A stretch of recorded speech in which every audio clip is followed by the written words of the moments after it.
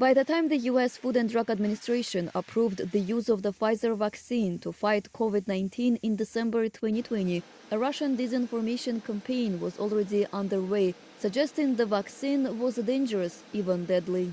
Russian media outlets and online postings pushed baseless claims of people dying after receiving the Pfizer jab, or that both the Pfizer and Moderna vaccines caused blood clots. World Health Organization officials say these false claims by Russia are designed to undermine confidence in the vaccines being produced by the West. What we call the infodemic is as big a problem as the pandemic.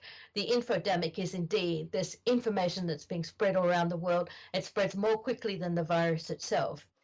But Russia is not alone in its disinformation campaign. The European External Action Service said in its latest report that both pro-Kremlin media outlets and China are working to undermine trust in European and US vaccines. US officials say they are doing what they can to fight back against the tide of disinformation. We work with a wide variety of partners, from other governments to civil society organizations, to counter this. I think that, particularly in the context of a global pandemic where it's incredibly important to have people vaccinated, that there's a hunger for the truth. And thankfully, I think there's a growing number of organizations that are ensuring that people get it.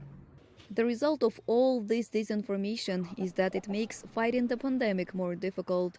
Sowing mistrust in vaccines also harms Russia, say disinformation experts, by creating distrust among Russians themselves for the country's own Sputnik V vaccine. Anusha Vitisyan, VOA News, Washington.